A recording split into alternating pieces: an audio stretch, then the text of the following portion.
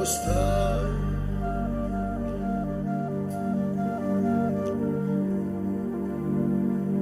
Thank you, Lord. You speak from heaven, we call it thunder. You are amazing. You smile from heaven, we call it sunshine. You are amazing. Oh, when you look from heaven, we call it sunshine. That's amazing. And you made me, and you made me in your likeness, in your likeness. Super amazing, Super amazing.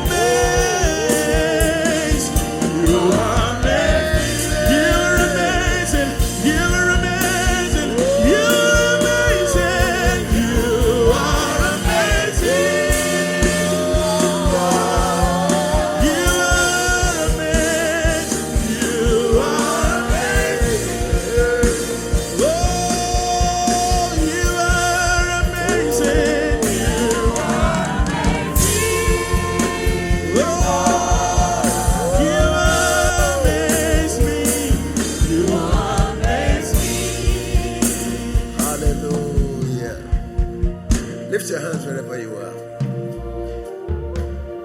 Say with me, dear Lord Jesus, thank you for loving me.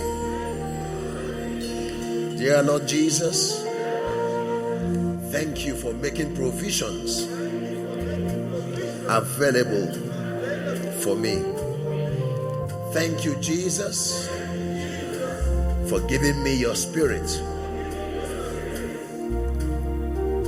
who teaches me and shows me what you have made available for me. And he lets me know what to do to receive all that you've made available. You are amazing.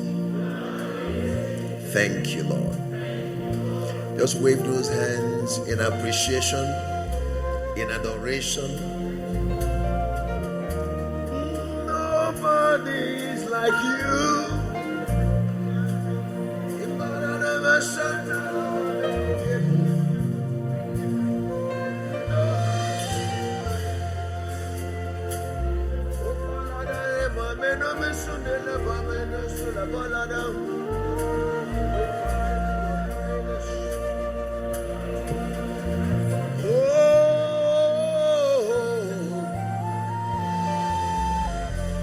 Your presence is in this place.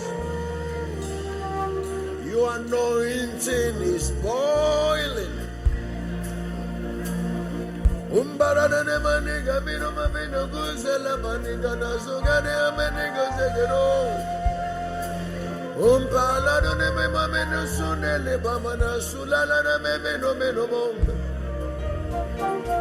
Hallelujah. Amen. Hallelujah. You may be seated. We're going to have the next maybe 30 minutes to enlighten you on what you are receiving tonight. And then we'll take the next 30 minutes as well to release it on you. Amen.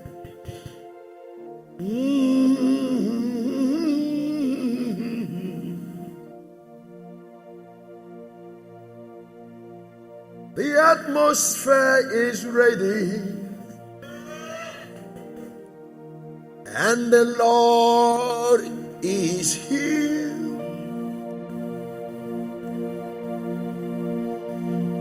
We are hungry for the touch of the Lord. Oh, the anointing is boiling, ready to touch someone tonight. Lord, I am that one, always reaching out to you. Oh, that anointing is here. It's destroying yokes. It's lifting up burden.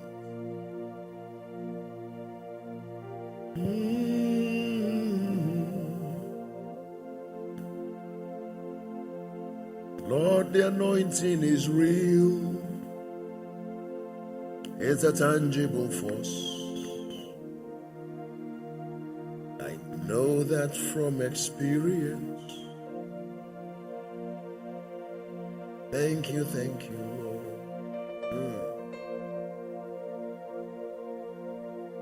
When the anointing comes this way, I know God really wants to reach out to his people. I just know somebody is desperately asking God for a touch. The anointing does not come just because the vessel he uses is too much or what. No. The anointing comes because his people are in trouble and they are crying out to him for help. And we keep telling ministers of the gospel, don't be fooled each time the anointing upon comes to meet people's needs. It's not a sign that maybe you are the best of God's friend. No. It comes because the people need him. The people are crying out to him for help. So the vessels that he now uses spend some time. He puts the burdens of the people in their hearts and they pray it through. The anointing comes to meet them.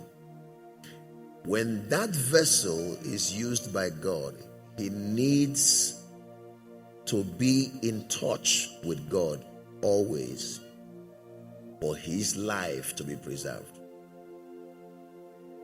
Because you can be anointed and you are still messing up. Because many ministers don't understand how to handle the anointing.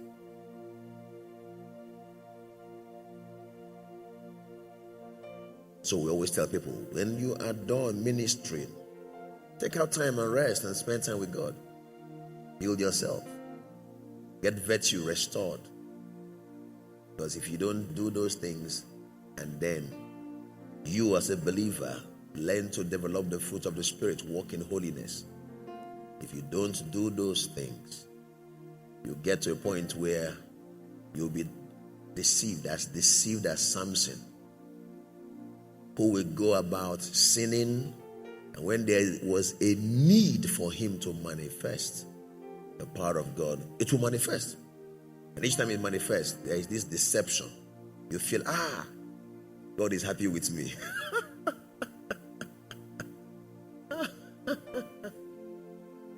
He's happy with you when you walk with the anointing within and you allow the anointing upon to serve his purpose.